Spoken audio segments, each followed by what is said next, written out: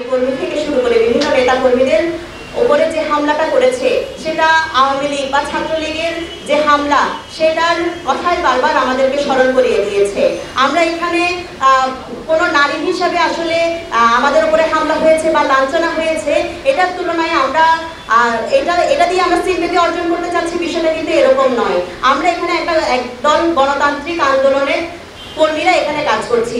গণতান্ত্রিক ছাত্র জোটের জন্মই হয়েছিল ফ্যাসিবাদী হাসিনার আমলের বিরোধিতার প্রেক্ষাপটে।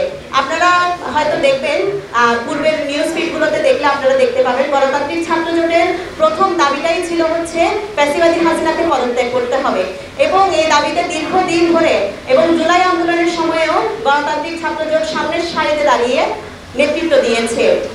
এবং আমরা দেখেছি আমাদের এই যে ছাত্রলীগের বারবার আমাদের গণতান্ত্রিক ক্যাম্পাসগুলোর দাবিতে যখন আমরা আন্দোলন করেছি তখন ওই ছাত্রলীগের হুমকি ধামকি থেকে শুরু করে মারের মুখোমুখি পর্যন্ত আমাদের নেতাকর্মীরা এই গণতান্ত্রিক ছাত্রলীগের নেতাকর্মীদের হতে হয়েছে।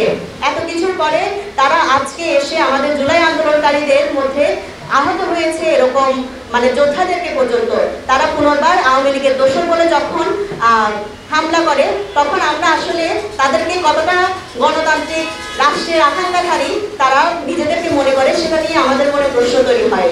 তো সংগ্রামী বন্ধুগণ, আমরা আজকে এই প্রেস ব্রিফিং থেকে বলতে চাই অবিলম্বে ওই হামলাকারীদের সুষ্ঠু বিচার আমরা চাই এবং তাদেরকে চিহ্নিত করে অবিলম্বে গ্রেফতার করা হোক এবং আজহারুল ইসলামকে যে বেকসুর খালাস দেওয়া হয়েছে সেই মামলা পুনর্বিবেচনা করা হোক।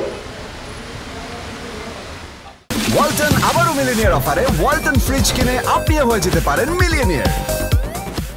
সেটার প্রতিবাদে গতকালকে আমাদের এই কর্মসূচি ছিল এবং সেই কর্মসূচি শুরু করার আগে থেকে আমরা বিভিন্ন মাধ্যম থেকে দেখেছি যে একটা মব সৃষ্টি করছিলেন তারা বিভিন্ন গ্রুপগুলোতে পোস্ট করে প্রকাশ্যে, এবং আমরা প্রেস ক্লাবে যে সময় অবস্থান করি 3:30টায় সেই সময় আমাদের উপর যারা হামলা করেছে তারাও কিন্তু উপস্থিত ছিল এবং আমাদের একটা শান্তিপূর্ণ অবস্থানই ছিল, সেখানে পুলিশের অবস্থান ছিল।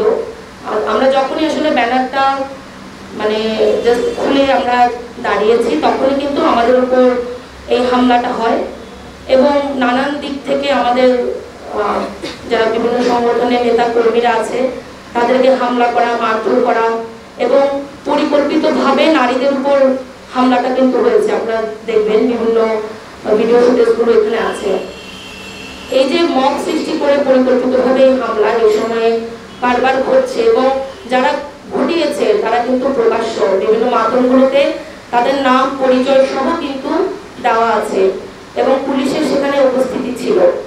আমরা পুলিশ সেখানে আরো কঠোরভাবে যদি শুরু থেকে অবস্থান নিত তাহলে এই ঘটনা কিন্তু ঘটতে পারতো না।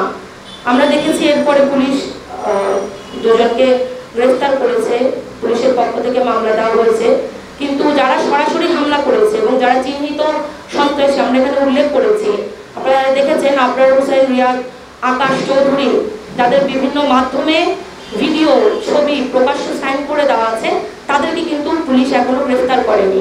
তাহলে আজকের এই সংবাদ সম্মেলন থেকে আমরা কিন্তু তাদেরকে দ্রুত গ্রেফতার এবং শাস্তির আওতায় আনার দাবি জানাই।